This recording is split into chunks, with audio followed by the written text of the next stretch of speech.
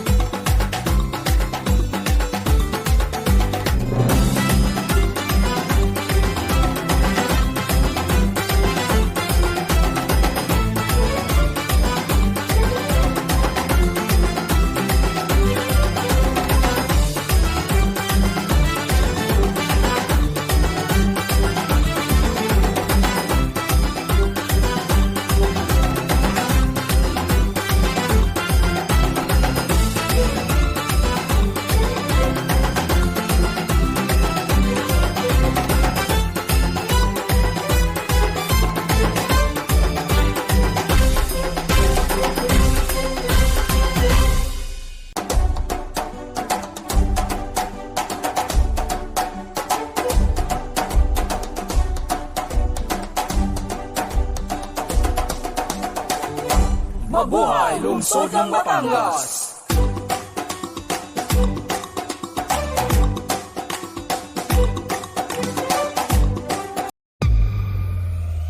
Palakat Streamline.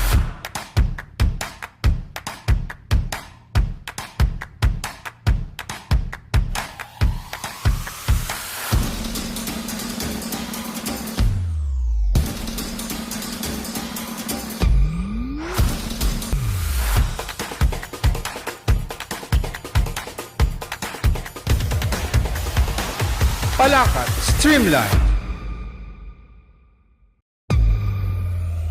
Palakat Streamline.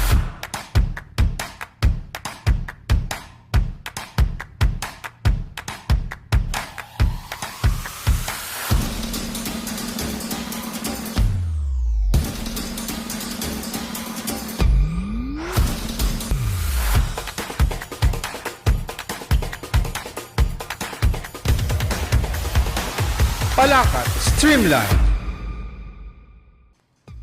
Isang magandang araw ng Webes. Ito po ang ating programang Palakat Streamline. Ako po ang inyong lingkod, Alvin Remo. At syempre po, gusto po nating batiin ang ating City Mayor na happy 365 days kahapon, July 1. At maraming salamat din po sa lahat ng umattend ng pagtipon kahapon sa Batangas City Sports Coliseum. Samantala, mapalad po tayo ngayong umagang ito na makasama po natin mula po sa Office of the City Agriculturist.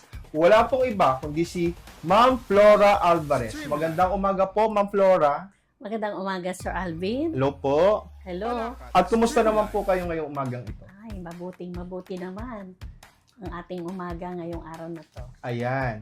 So, unang tanong ko po sa inyo, Tita Flora, para po sa kalaman ng ating mga kababayan, ano po ba ang main functions ng ating City Agriculturist dito sa Batangas City? Para po sa kalaman ng lahat, ang Office of the City Agriculturist po ay nakatuon po sa pagpapalawig ng seguridad ng pagkain sa lungsod ng Batangas. Lalo tigit po sa ating mga kababayang Batanggenyo na palagi pong nakaabang at sila po ang kinakailangan na kumain ng mga masusustansyang pagkain mula po sa ating mga lokal na magsasaka. Ayan. So, kumusta naman po ang ating coordination sa mga barangay po sa lungsod? Ang amin pong mga agricultural extension workers o yung tinatawag nating AAWs, sila po ay pumupunta sa mga barangay dito sa lungsod ng Batangas. Pinapalam po nila sa mga punong barangay, sa mga kagawad, at doon po sa kagawad na nakatuon sa agriculture, yung mga kagawad po na sila po naka-assign sa agriculture, pinapaliwanag po nila yung mga programa, proyekto po na ating tanggapan, kung sino po ang mabibenepisyuhan, kung ano po ang magandang maitutulong sa kanilang mga lokal na magsasaka at mangingisda. Ayan. So, Ma'am Flora, speaking of sa mga magsasaka, ilang porsyento o bahagdan po ba sa Batangas City ang mga lupain na ating pong natataniman? Sa kasulukuyan, meron po tayong 1,821 hectares planted po ng different crops. At least, meron po tayong 25% out of doon po sa kabuang agricultural land ng Batangas City. Okay. So marami pa rin po pala Yes, marami pa po. natataniman. So dito po masasabi po natin sa lungsod ng Batangas ay talaga ang mga magsasaka ay napaka-visible pa din. Yes, Mhm. masisipag at talagang sila ay willing na mag-cultivate pa ng ating mga lupain. Ayan. So, Tita Flora, ilan po sa mga proyekto at programa po natin sa ating pong tanggapan sa Office of the City Agriculturist ay ang pagkoconduct po natin ng iba't ibang seminar. Alam Yes. po, nag-check po ako ng page ng Office of the City Agriculturist. Talagang napakadami po ninyong isinasagawa mga seminars. Pero, pumili lang po kami ng ilan para po ating mapag-usapan. So, una po nating pag-uusapan, ito pong coco coir weaving. Ano po ito? Yun po ay yung livelihood para po sa ating mga coconut. Alam po natin na akala natin ang mga yung bunot na tinatawag ay pagtapon. Pero ito po ay na-utilize at pwedeng gawin ng iba't ibang produkto. Like for example, yung ating bunot, pwede siyang kuhanin yung kanyang fibers at gawing tali or gawing hanging Lubid. pots. Oh yes, lubid. Yung lubid na yon pag nilala, pwede siyang pangtakob dun sa mga sloping area para maiwasan ang soil erosion. Okay. Kung makikita nyo doon mga tabing karsada na pabundok, ang itinatapad doon, yung nilalagay doon ay yung mga geonet, yung nilala na fiber ng bunot. Apo, pero ang initially na alam ko pong function sa mga bunot, pag may mga nagluluto tayo, pwede natin gawing pangsiga Pwede sa rin. ano, itong mga bunot ng coconut. Yes. Pero paano po natin sila tinuturuan? Ano pong tinuturo natin gamit ang mga coco coir? Yung bunot, ginagamitan ng decorticating machine para ma-separate yung mga fiber ng bunot, and then yung maliliit na bahagi nito nagiging coco dust. Coco dust. Amendment para sa ating lupa. Sangkap para Ah, maging Para sa abono? compost. Yes. Parang abono. Yes, ginagamit din po itong potting media. Parang Ano po yun? tulaan ng mga seeds. Okay. Napakagandang sangka para po maging fertile ang ating lupa. So, pag medyo wala pong lupang mapapag-anuhan, pwede pong ito po ang gamitin. Yung po ba ibig sabihin nun? Hindi siya pwedeng gamitin as pure na taniman. Pwede siya sa lettuce kasi yun yung coco dust. Pero ito'y isinasama as amendment dun sa ating lupa para siya maging fertile. Okay po. Ayan. So, ito po bang pagkoconduct ng mga ganitong klase ng seminar ay, halimbawa po, nag-conduct tayo ng January. Kailan na po ulit pwedeng i-conduct itong the same na course? livelihood. Opo. Okay. Depende sa request ng ating mga resident or So, by request din po pala ito. yes, may request. Pero aside po sa nakaschedule po ito, pag ito po i-request uli, atin pong i-schedule uli. yes, Okay pwede. po. Ayan. So, bukod po sa coco coir na, alam ko, katatapos lang po nito eh.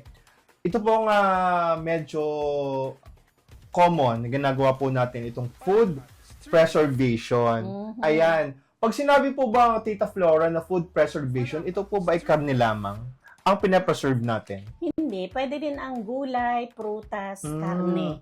Para mang atsara. Yes. Okay. Kaya natin pinipreserve pagka sa panahon na excess or sobra ang supply ng mga gulay. Apo. Pag naman hindi, di ibebenta natin. Pero pag sobra, doon tayo pumapasok yung preservation. Ayan. Para magkaroon ng value addition o value adding yung mga produkto, maipreserba ng matagal at maipagbili ng mas mahal. Okay. Pero halimbawa po ba, nagkataong mahal po ang karne? Minsan, mahal po ang karne. Nakapagpagawa pa rin po ba tayo itong mga tosino? Nakapag-preserve pa rin po tayo ng tapa? Pag mahal ang karne, di ibebenta natin kasi mahal siya. Pag mura, sa panahon ng mura, dun papasok ang mga processing para mapatagal ang lifespan ng karne at mas mahal nating maibenta. Opo. Pero ang isa pa rin po sa mga main goals ng ating pagkaya po nagko-conduct ng mga seminars na ito, para po may additional pagkakakitaan din po yung mga Yes. taga-barangay. Oh, Okay, ayan. So sabi nyo nga po, ang ating pong preserve ay syempre tapa, tocino. Tocino. Ano pa po mga meat products ang pwedeng i-preserve? longganisa. Longganisa, Yung mga patties, pwede rin. pamburger. Burger, Ah, pwede okay. rin. Pwede rin po ang ham. Masarap ang ham pagka homemade. Pwede yan, pang ano, Yes. pang Pasko. Pwede rin ang hardinera. Ano ka pong hardinera? Embutido. Parang style embutido. Kaya lang siya nakalagay Nasa lanera. sa lanera. Ah, okay. Ayun. So, sa mga gulay naman po, ano pa po yung ni-preserve? Kasi ang medyo common po, atsara, Yes. ampalaya, at saka po yung pickles. Pickles. Ano pa po yung pwede nating i-preserve na hindi po alam nung kababayan natin? Pwede rin pagka madaming supply ng kamatis, nakikita Kamatis. natin sa ibang lugar, Ay, tinatapon oo. lang. Pero hindi pwedeng ganon kasi sayang naman ang inputs, ang Streamline. production cost ng ating mga farmers. Mm-mm. Pwede po yung gawing dried candy o yung candy na kamatis. May kilala po ako nagagawa niya, si Sir Eric Anthony Sanohan. Yes. Ayan. Pwede rin yun. Pwede rin gawing tomato sauce. Tomato sauce. Panglagay sa ating mga spaghetti. Spaghetti. Pwede rin. Oo. Pwede rin siyang i-dried and then later on ay ipapowder. Ah, okay. Maraming pwedeng gawin. Para na- madaling gamitin pag nagluluto. Yes. Tsaka para hindi masayang po ang ating mga produkto na produce ng ating mga local farmers. Opo. Minsan mo, nakikita ko sa mga balita yung pag mga kamatis na galing Baguio, sa sobrang kadamihan ng supply, tapos sobrang mura ng Yes. ipinagbebenta, talagang madami pa rin natitira. Natitira. Oo. Ayun. So, aside po dito sa food preservation, ito nga po na pag-usapan natin yung meat processing. Ayan. Mhm. So, dito po sa Batangas City ay madami pong nagkasagawa nitong meat processing. Hindi naman siya ngayon, hindi siya kadamihan dahil alam naman natin ang supply ng baboy Yes po. sa lungsod ng Batangas ay medyo kumukonti. So, hindi siya ganun kadami. Yun lamang nakikita natin na ginagawang longganisa, yun yung tira pag sila ay nagtitinda sa palengke. Para hindi masayang. Para hindi masayang. Okay. So, meron po tayong sewing bags and printing. Ano po ba mga klase Yes. ng materials ang ginagamit natin para gamitin natin bag? Ang tinuturuan natin ang mga residente o mga kababaihan na yung pananahin ng mga, kita naman natin mga tarpaulin. Apo. Diba, kaysa itapon, pwede yung gawing eco bag. Apo. Yung ating mga katsa, bawal na kasi ngayon ang plastic. Ayan. So, Tulad po nung nasa screen po natin, Ayan, yan. parang katsa po siya Katsa na yan. bag. Na- Pero, nilalagyan nila ng design, yes, kaya may heat press. para mas mahal Okay. na ibenta. Opo. Hindi lang siya lagay ng mga, Mm-mm. yung groceries, pwede siyang gawing bag. Kahit pang forma. Yes. Apo. yun. Pero pag ito po bang katsa, alam ko kasing itsura ng katsa yung brown. So ito pong katsyang ito ay katsa pa rin matatawag. Katsa pa rin matatawag, sir. Pero yung pong may mga tatak na yung pag nilalagyan ng harina, ano pong tawag doon? Katsa pa rin siya. Katsa pa rin siya. So Kaya meron lang pa siya lang... ni-reuse natin. Yung katsyang nakikita mong plain, yun ay tela na binibili. Okay, ayun. So, bukod po dito, ano pa pong bags? And tulad po dito sa picture, ang dami pong bags na ang gaganda ng design. Yan, Ano pong sir, materials ito? Yung weave, di ba tayo may handloom device? Apo, Tinuturuan natin ng mga kababehan na maglala muna. ng Bago gawing bag. bago gawing bag. Okay. So, Mas maganda ito kasi po ang nasa quality. picture para mga checkered ipat. Check, Talagang yan sir. kita ay yung lala. yes, nilala ng mga kababaihan din natin na tinuruan gamit ang handloom device. So, ito po, pag sila po ay natutong gumawa ng bag, pwede na nila itong pagkakitaan. Pwede po, tayo may pasalubong center, Apo. pwede siyang ibenta, pwede rin namang pag may mga souvenir items, Yes po. pwede rin silang dalhin doon, or pag may mga events, as giveaways, pwede rin. Ayan. So, ito sa mga favorite ko yung pag mga pagkain. Ito pong paggagawa ng kasaba cake making. So, ano po ba ang usually ingredient po ng kasaba? Bukod po sa kasaba, ano pa pong ginagamit dito? Meron niyang coconut milk. Gata. Yes. Apo. Meron ding milk, Ayan, masarap. sugar, butter. Butter. Madali lang siyang Tapos gawin. yung kasaba po ay mano-mano pong ginagadgad pag wala pong machine. Meron kaming machine, pero para malaman talaga yung basic Mhm. na recipe, tinuturuan ding magadgad. Pero meron din namang machine kapag bultuhan ang Oo. gagawin. Kasi nabawa, madaming umorder. Hindi mo Hindi pwedeng pwedeng machine. magmano-mano ka. Yes, Umorder may ng colloid 10. tayo, may colloid machine. Lalagay mo lang doon sa kasaba. In just 3 or 2 minutes, tapos na 1 kilong giling. Kasi mamaya, may umorder ng 100 piraso Yun, ng magagamit saba. natin yung machine. Okay. Pero nabawa, pang sarili lang, Ay, pang pwedeng bahay gadgad lang, na lang, gadgad. mano-mano na lang. Mano-mano. Apo, ayun. So, bukod po sa kasaba cake making, ito pong cornic making. Ang cornic po yung mais. Apo. Yes. So, ang ginagamit po ba natin pag nagagawa tayo ng cornic? As in, fresh na mais na, ano po ito pinapatuyo? Or paano po ang process? Ang cornic kaya natin na isama kasi meron tayong mga farmers na maraming tanim na yellow corn and green corn. Ang Alin po ang green ginagamit- corn, Tita Flora? White corn. Okay po ang Malilito tawag. ka kasi green, hindi naman siya Hindi green, naman siya kundi green. white. Pero ang yellow corn, yellow talaga. Hindi naman yellow, pero sa Tagalog ang tawag nila pulang mais eh. Aha. Parang malilito ka sa Kasi tawag, nga po, ang Nagis na typical na natin. mais yung puti. yung puti. Apo. Yan kasing cornic, may sadyang variety ng mais na pang cornic. Binadry, then isasangag ng lubog sa mantika para siya bumusa. Okay, parang pagluluto rin ng mani. Yes, parang Apo. ganun. Pero ito po bang cornic making ay, what I mean ay, mabenta po ba ito pag nagawa? Mabenta dahil tayo umaakat pa sa Ilocos ng cornic. cornic. Apo.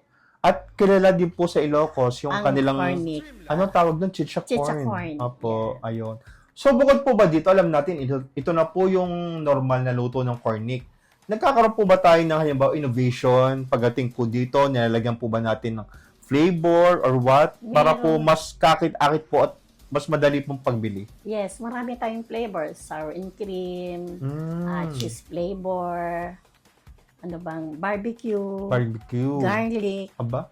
Yes. So, nakikipagsabay na rin po tayo para po mas maging mabenta ang mga produkto natin. Kinakailangan natin sumabay Opo. dahil mabilis ang pag-angat ng teknolohiya. Ayan. So, bago po tayo magpatuloy, gusto ko pong batiin si Sir Randy Plata Bagsit na nanonood sa atin ngayong umagang ito.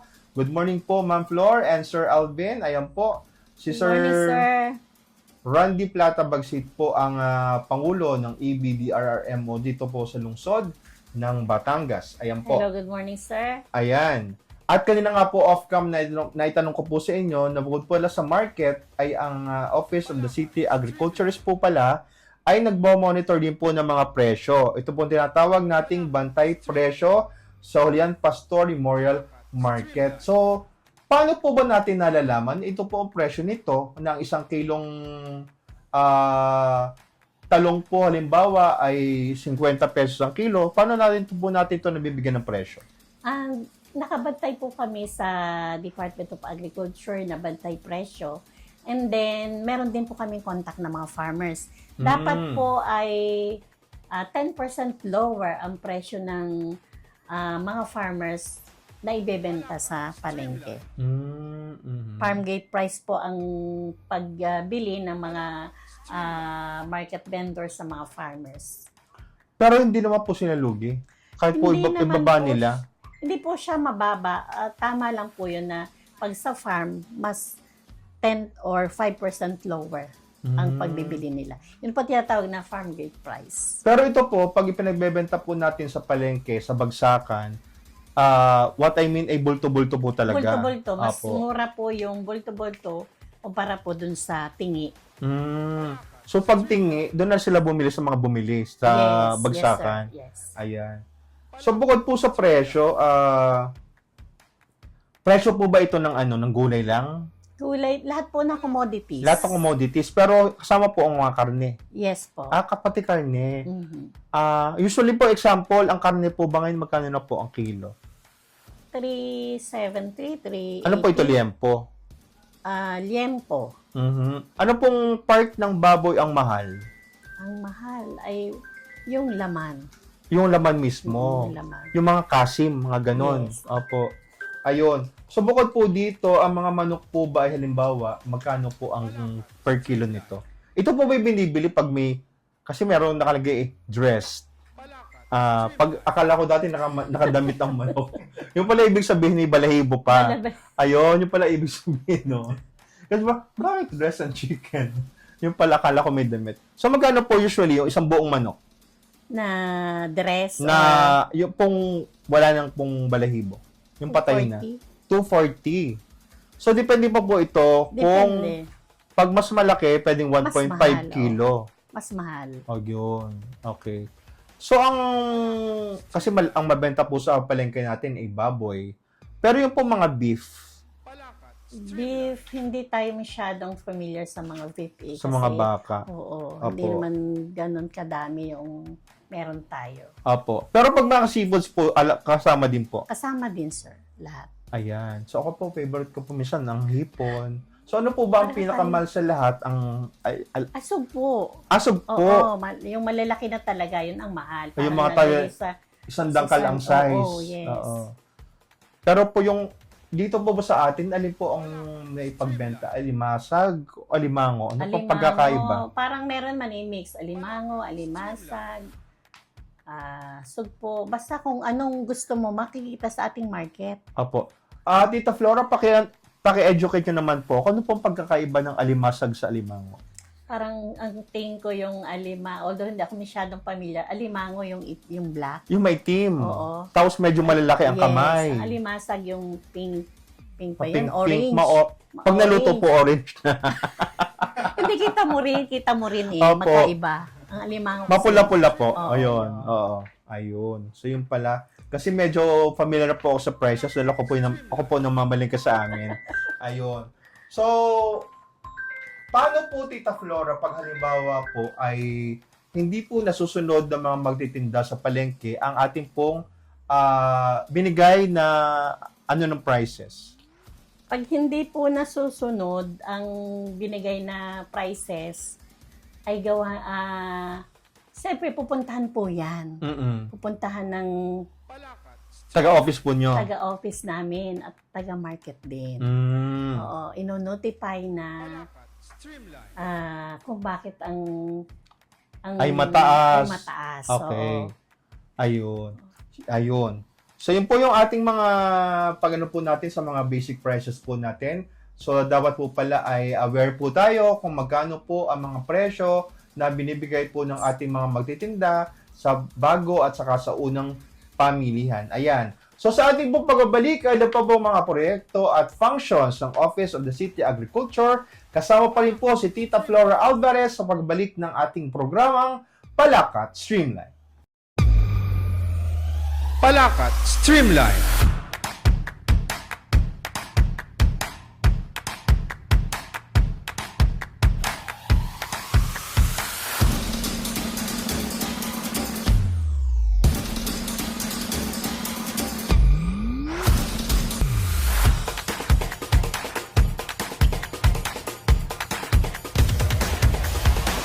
Palakat Streamline. Palakat Streamline.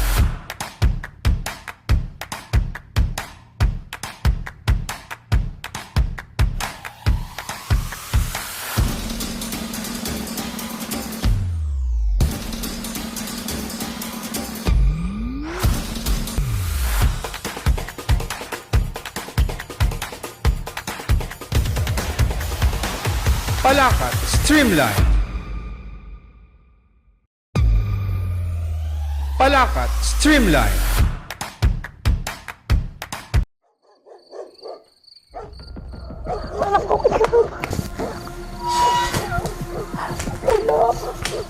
Pangulo! Pangulo! Pangulo! Tulungan niyo po kami! Pangulo! Pangulo, tulungan niyo po kami! Pangulo, tulungan niyo po kami! Bakit? Ano nangyayari sa'yo? Ito po! 1,000 na pong nilalagot ang anak ko! Saglit mo na. Upo muna. Titingnan natin ang bata. Mainit nga ang bata. Upo muna. Salamat po! Hello? Maki, saglit ka't malapit ka naman dito sa bahay, may pasyente lang tayo. Kailangan lang matingnan ng bata. Sige, okay, salamat. Pangulo, magandang umaga po. Ano pong nangyari sa ating Tingnan pasyente? mo muna ang ating batang Rex. Titingnan Mataas ang lagnat. Oo, sobrang taas nga ng lagnat, ha?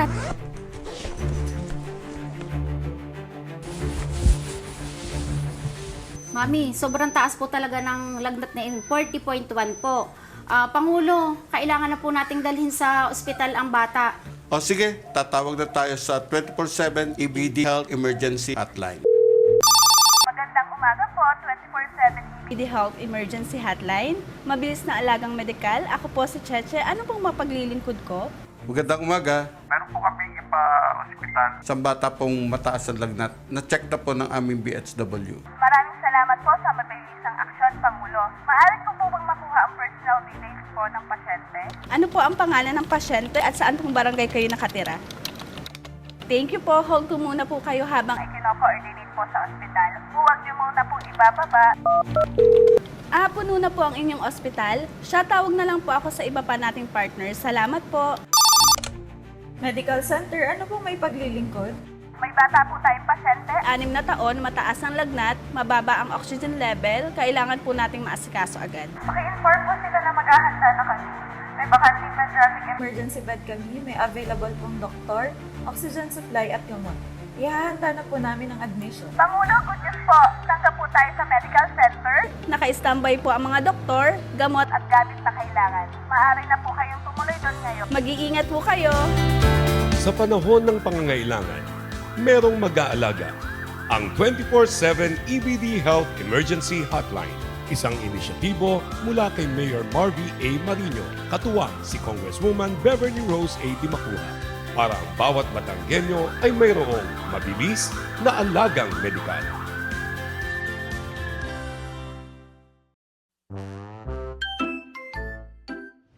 Ang Batanggenyo, disiplinado. Kaya,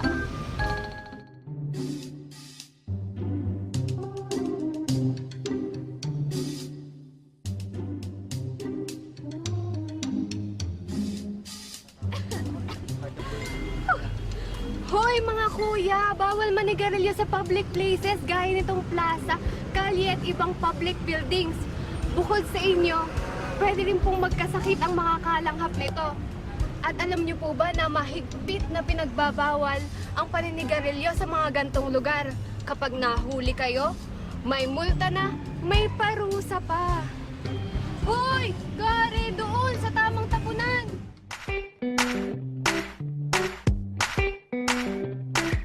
Huwag nakamamatay! Doon lamang po tayong lumawid sa tamang tawiran at kung nakasignal ang traffic lights. Doon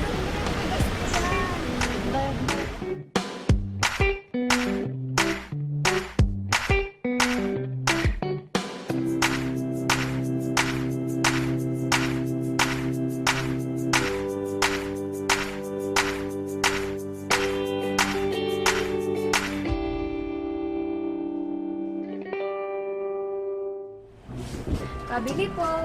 Magkano po itong mentos?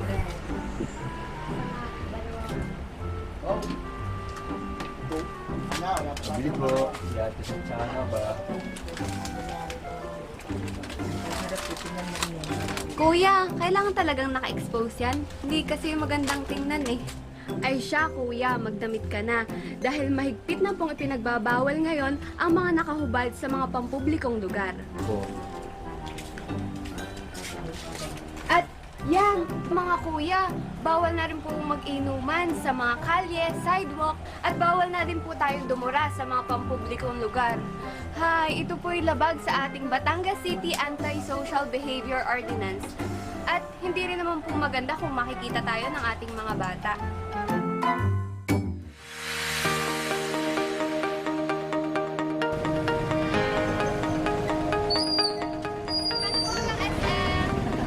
Ay nako, pasensya ka na Ineng. Kahit mas maganda ka, mas kukunin ko itong foreigner dahil triple ang kukunin ko pamasahe sa kanila. Aba, Manong, very, very wrong. Alam mo ba, Manong, na bili ni Mayor, ay huwag nating sasamantalahin ang kanilang pagiging turista. Sa halip ay pakita natin ang mabuting pagtanggap sa kanila. Batanggenyo Hospitality, Manong. Umayos ka, Manong, ha?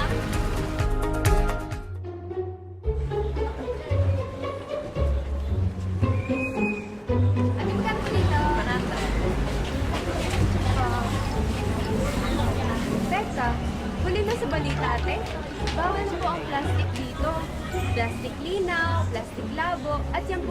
ambag dito sa Batangas City. Strict implementation po tayo ng RA 9003 at Batangas City E-Code. O ate, baka sama-sama pa ang basura mo ha. Dapat magkabukod na ang nabubulok sa di nabubulok. Ito po ay simpleng bagay na magagawa natin para sa ating kalikasan.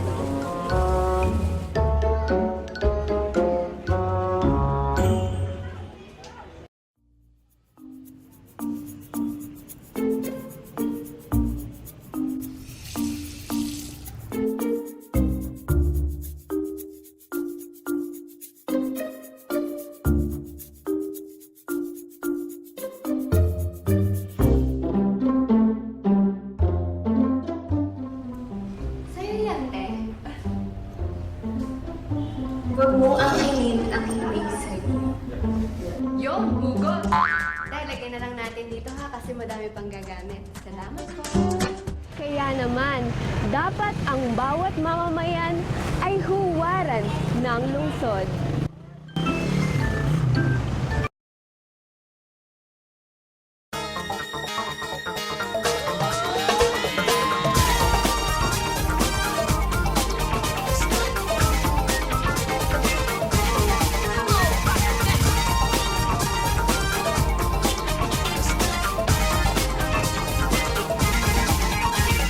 Sundong Batanggenyo para sa kaunlaran. Ako'y hubog sa mabuti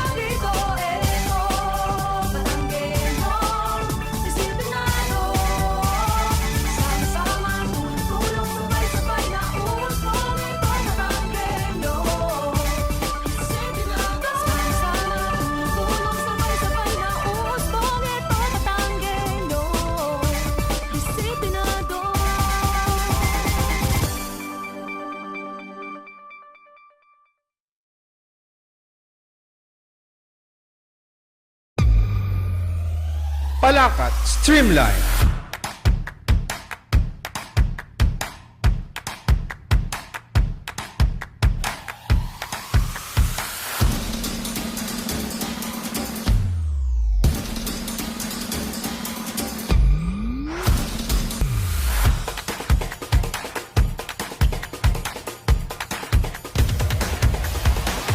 Palakat Streamline.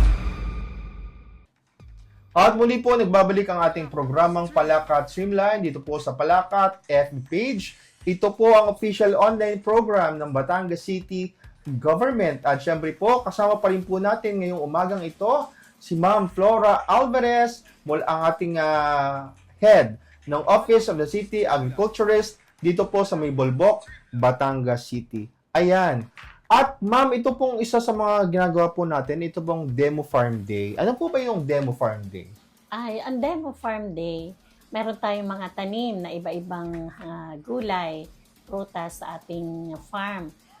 Pagka ito'y malapit ng i-harvest, tayo ay nag-invite ng mga kasamahan nating local farmers para ma-showcase kung ano yung naroroon sa farm. Mula sa land preparation, pagdating sa best practices, pagdating sa management, tinuturo natin sa ating mga kababayang farmers para makita nila kung alin ba yung dapat na kanilang gayanin, kung ano yung mga practices na dapat nilang gawin. Apo.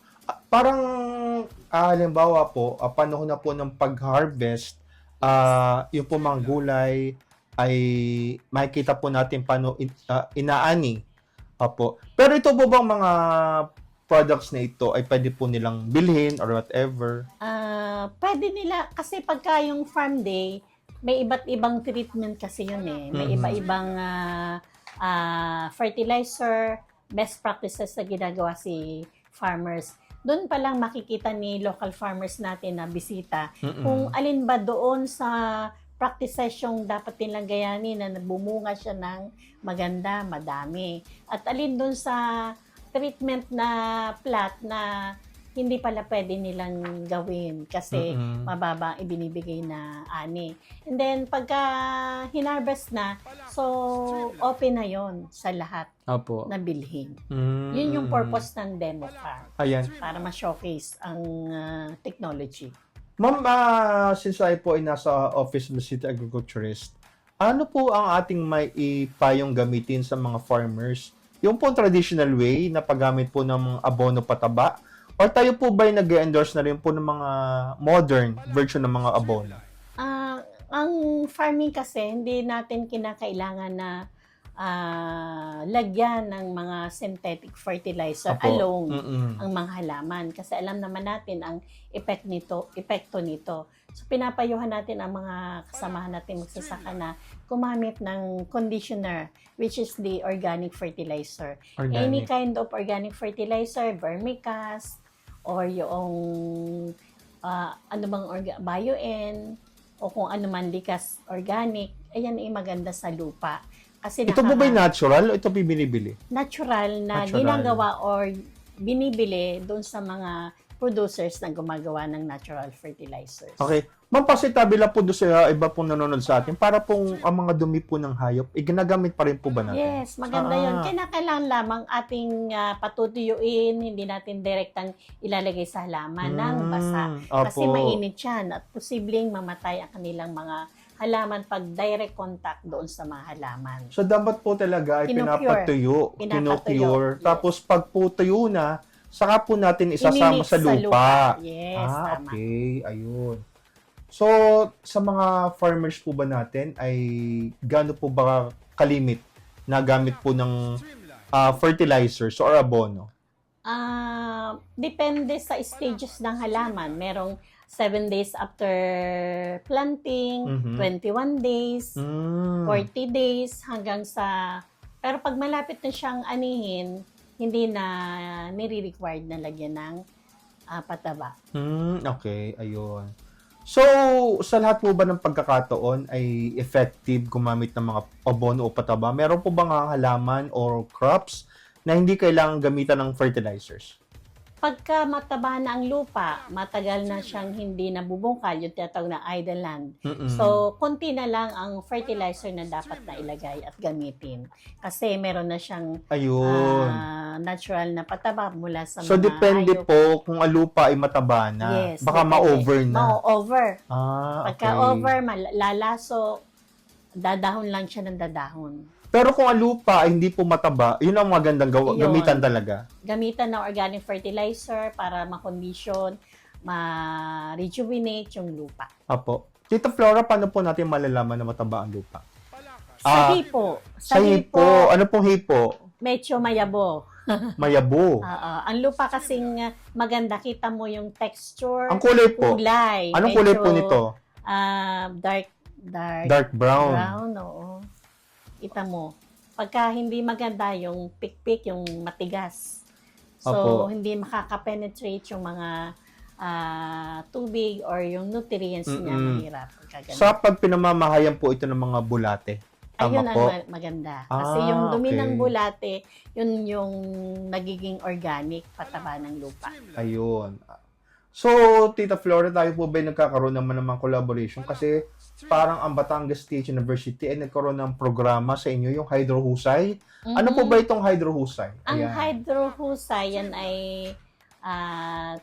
technique seaming na pagtuturo regarding po doon sa pagtatanim ng lettuce gamit ang mineral nutrient solution using water solvent instead of soil. Ah, okay. Yan. Kasi, so pwede po ito nakahang lang. Aeroponics naman ang tawag doon. Ang tawag doon. Ah, Pero pag okay. hydroponics, yun ay Sa tubig. ginagamitan ng water solution. Ah, okay. Walang lupa. Bukod pa pala yung mga nakabitin. Yes. Aeroponics pala ang tawag Yes. dito. Then, pag mga ginagamitan po natin ng tubig, ito Hydroponics. Hydroponics. Yung nutrient solution, water solvent. Ayun. Walang lupa. So, Tita Flora, paano po nagkaroon ng pagkakataon na nagka-collaborate po tayo sa BSU? Sa Bat State U? Ang BSU, matagal na naming Partner. Opo. kasi yung mga prototype machine na ginagawa ng mga estudyante, lalo na yung mga graduating students, pumupunta sila sa amin para itanong sa mga local farmers kung ano ba yung kinakailangan nilang machine pagdating sa processing, sa planting. So, nagkaroon kami ng collab diyan sa hydrohusay dahil gusto nilang matuto yung mga student scout kung paano magtanim gamit ang A and B solution. Yung tinatawag natin na hydroponics. Hydroponics. Maganda yun kasi merong lecture and then actual demonstration para sa tamang pagtatanim at the same time, at young age, may empower natin ang mga kabataan na mag-engage sa yung sustainable farming gamit Opo. yung hydroponics. So, I think ito po yung magagamit din natin sa mga kabahayan sa lungsod Yes, na wala masyadong na walang lupa. Tama si Ayun, okay. Andy. Yan, yun ang idea nun. Okay. Kasi kita ko po yung mga uso ngayon ng Sangyup. So, Oo. meron po akong alam dito ng Sangyupa na sila din nagpo-provide ng mga lettuce. Yes, yun ang isa. Sampaga. Sa farm ka po, Sampaga. Sampaga. Opo, ayun. So, ang ganda po, nakapalibot po sa inyo yung mga lettuce. Yung mga lettuce. Parang naging silbing design na din. Parang ano din, yun ay ano rin, yung parang tourism Opo. site na pwede yung mga guests pupunta Kasi doon. po, alam ko, bago siya naging Sangyup Salan, talagang siya taniman mo lang ng mga lettuce. Tapos Maganda siguro, idea. naisip po nung may-ari, na ba't hindi tayo magtago ng business, Nanado doon din na doon din yung naman ang mga resources, bukod sa maganda na itsura, at least, ay dinadayo din po ito. Kasi po, nakapag-visit na rin po ako doon, at masasabi ko pong maganda po yung lugar. Na ano po natin yung resources, na-appreciate natin, at nagagamit po natin lahat ng resources. Ayun. Okay. Magandang idea yung ginawa nila. Ayun. So, bukod po sa Bus State, meron pa po rin tayong kakaibang nakakolaborate na mga programs na naitulong po sa atin. Marami tayong lingap. Ang lingap ay... Alin po lingap? Itong naririto sa may simbahan. Okay po. Opo. Sila collab din natin. dahil yung kanilang mga produce dito daw sa simbahan or sa market, malapit sa market. Maraming mga schools ang nagre-request ng mga barangay-based livelihood natin pagdating sa community garden at saka itong sa mga livelihood program. Apo. Then, bukod po dito, tayo po ay nagkakaroon ng mga general assembly sa mga barangay. So, ano po yung tinatalakay po natin pag may mga general assembly po ang mga barangay? May kaugnayan pa rin po ito sa ating mga pagtatanim. Pagka may mga assembly ang barangay, na-invite tayo, dinidiscuss natin yung kabuuan ng programs ng Office of the City Agriculturist. Kasi akala nila sa paghahalaman lang tayo nakatuon. Opo. Meron din tayong cooperatives. May hawak tayong 54 registered cooperatives na pwede nating ibahagi sa kanila pagka gusto nilang magbuo ng association, then later on, convert to cooperatives. Yes po. Para kung may negosyo man sila, at least, meron silang kaalaman. Meron, hawak din natin yung sa mga kababaihan, yung Rural Improvement Club, na ito naman ay asawa ng mga... Yes, asawa ng mga magsasaka. Okay. Sila yung tumutulong para magkaroon ng value adding yung kanilang mga oversupply na produkto. Apo. Let's say, eggplant. Kung siya ay labis-labis na, pwede naman natin siyang i-dry. Then, sa panahon ng wala ng talong, pwede siyang magamit as gulay. Okay. Yun. Dried talong. Yes, pwede yun, sir. Ayun. Para hindi na siya mabulok, pwede nating i-dry, i-imbak, then pwedeng lutuing gulay. Ayun. Yun, doon kami nakatuon din. So, sa kalaman po ng mga kabayan po natin, sa Batangas City, Buba, ilan po ang registered or established cooperative? Mga kooperatiba? Meron tayong 54 registered cooperatives sa CDA at meron tayong 3 pre-co-ops. Ibig sabihin, nag-practice as cooperative pero hindi pa natin pinaparehistro. Parang mag-training muna. Yeah, training muna. Para po, para handang-handa na sila. Pag legit na silang cooperative, dire-diretso na po ang function. Okay. Ayun. So, Tita Flora, ano pa po mga nakalatag nating programs bago po matapos ang 2026? Bago matapos ang taong 2026, ang aming mga programang nakalatag, meron kasi kami ngayong yung bago, yung utilization ng idle land. Sabihin yung mga private and government-owned idle lot ay nagsisignify sila ng willingness na makipag-partner sa city government para in terms ng MOA, para i-utilize yung kanilang bakanteng lupa. Na sa halip ng bakante, i-utilize, gawing productive. So sa kasalukuyan, meron kaming 18 hectares na niyo-utilize. Saan po ito? Ito ay sa San Pedro, 2 area sa San Pedro, isang private at isang government. San Jose Sico, sa Talumpok at saka sa Paharang Silangan. Sa kasalukuyan, meron kaming established na sa San Pedro na 10.6 hectares yun. Pag-aari. Yes, pag-aari ng private individual na may mga tanim. Meron siyang upland aromatic red rice at upland black rice. Ano bang pagkakaiba ng aromatic sa black rice? Mabango daw siya eh. Red rice na mabango. Ito po yung pang-diet din? Pang-diet. Parang mababa ang kanyang level ng yung gluten. Ganun yung sa pag-aaral. Ayun. Nakatuon kami na by third quarter or fourth quarter ng year 2026, ma-harvest yung mga yun. And then, ma-utilize din yung nasa Barangay Libho na around 18 hectares ng lowland rice. Okay. Ayun. Yun yung aming isa sa programa.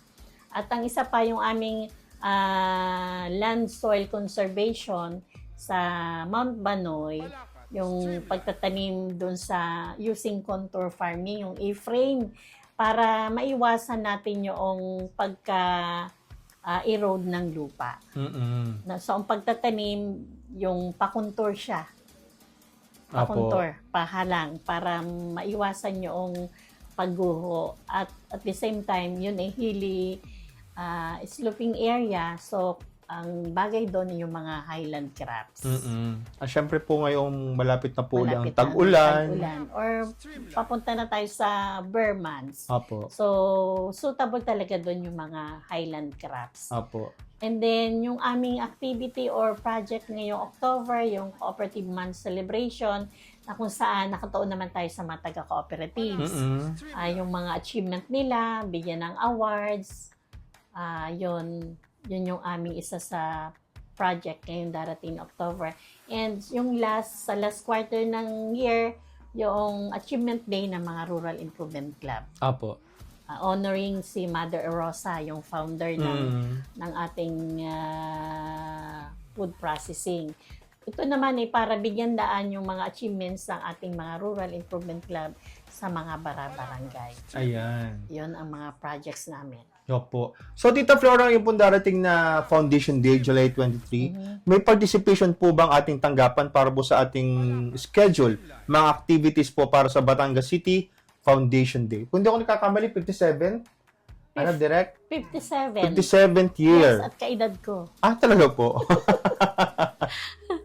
Meron kaming activity sa July 23, Foundation Day, alas 12. Start kami ng alas 12. Pero ang pinaka-contest proper, alauna. Ano po ito? Ito ay pamanang panlasa.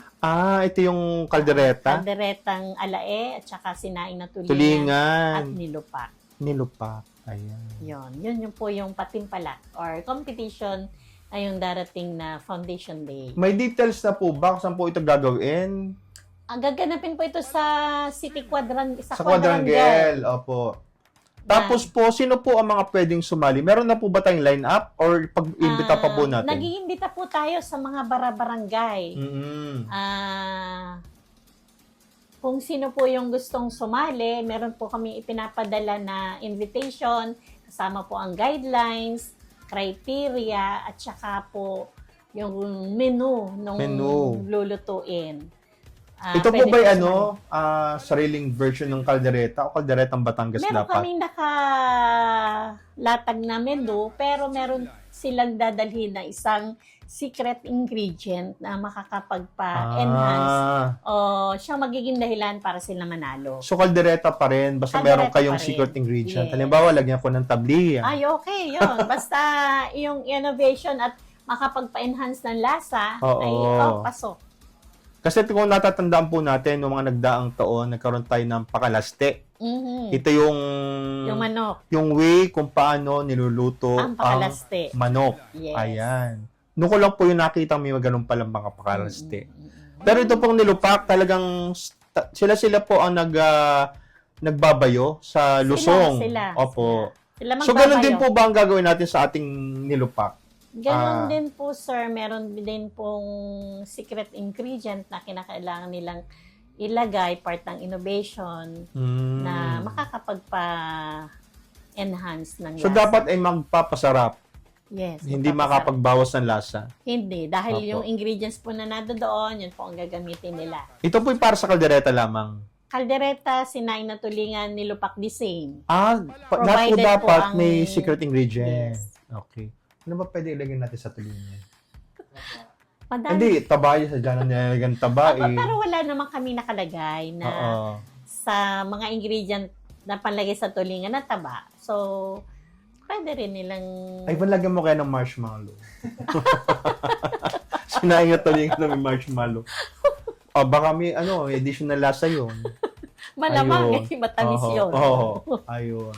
Humba ang lalabasan nun. Ay, ang humba po ba isa pa rin po sa mga masasabi nating tatak Batangas?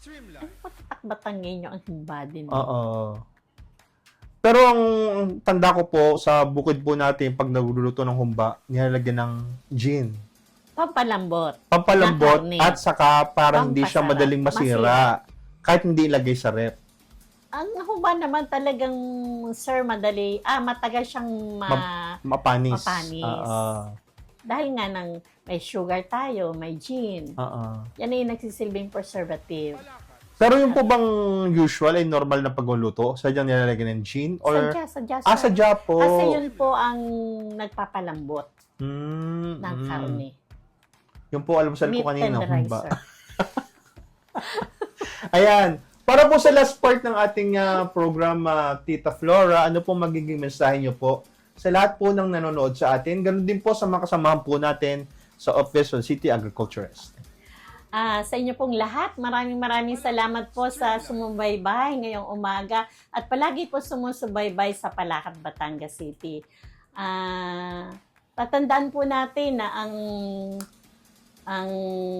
tagumpay, ang kasaganaan po ay nagmumula po sa ating tiyaga, sipag at pagkakaisa. At ganoon din po sa pag-cultivate ng ating sariling lupa. Ano po? Huwag po kayong matakot na sumubok na magtanim at gawin ang urban farming. Ang binhi po na inyong itinatanim, yan po ay magsisilbing daan para po sa pang-araw-araw ninyong pagkain. Hindi lamang po pagkain, yan din po ang magiging daan upang magkaroon po ng kasaganaan ang ating pamilya at ang ating komunidad. Yun po ay sa pamamagitan po ng ating sariling pagsisikap. Kung kayo man po ay nagnanais na magtanim sa inyong mga bakuran, ang amin pong Office of the City Agriculturist ay bukas at handa pong umalalay, magbigay po ng technical na pamamaraan upang mapaganda po. At nagbibigay din po kami ng libreng pananim, assorted vegetable seeds, tsaka po inputs na pwede po nyong gamitin sa inyong pagtatanim. Sa akin po mga kasama sa tanggapan, maraming salamat po sa inyo sapagkat hindi po matatawaran ang inyong dedikasyon bilang isa pong empleyado at nagbibigay serbisyo sa ating mga constituents sa Batangas City. So sa inyo pong lahat, maraming salamat. Sir Alvin, thank you very much. Maraming salamat din po, Ma'am Flora Alvarez ng Office of City Agriculturist. Baka po merong gusto po kayong bating personal na nanonood po sa atin ngayon. Binabati ko po ang aking pamilya, ang aking very supportive na may asawa, masasabi ko may bahay. Very supportive na asawa at aking dalawang anak. Magandang umaga sa inyong lahat. Ayan. At syempre po, muli po gusto ko pong batiin ng congratulations ang ating City Mayor, Mayor Marvy Marino sa kanyang 365 days kahapon, July 1. At sa pagpapakita po ng lahat na kanyang mga programa na kanya pong naisagawa sa loob ng 1 taon at patuloy pa pong isasagawa sa mga darating na araw. Ayan po. At sa mga umattend din po kahapon sa ating pong ulat sa bayan, maraming salamat po sa inyong lahat. At muli po, sa mga nanonood po sa ating ngayong umagang ito, ay maraming salamat po. Ayan. Maraming salamat po, Tita Flora, sa pagbigay niyo po ng oras sa amin ngayong umagang ito. Laging handang umalala at gumabay. Maraming salamat po. At syempre po, maraming salamat din po sa ating Director, kay Sir Ivan Barza, at sa ating sa ating OJT at SPES na naka-observe sa ating ngayong umaga. Ano nga pangalan niyo po? Dave. Si Dave. Dave po. Si Dale S. Llarenas at si Utoy. Sky po. Si Sky mula sa anong school? Philippine Science High School. At si Dale ay taga Batangas State University na kumukuha ng kursong Development Communication. Ayan po. At antabayanan niyo po ang ating mga susunod na panauhin sa ating programa sa mga darating na Webes. Muli po, maraming salamat po sa inyong lahat. At sa pangalan po ng buong Public Information Office, maraming salamat po. At Tita Flora, sabay-sabay po nating banggitin ang ating programa. At ito ang Palakat Streamline. Thank you po. Palakat Streamline.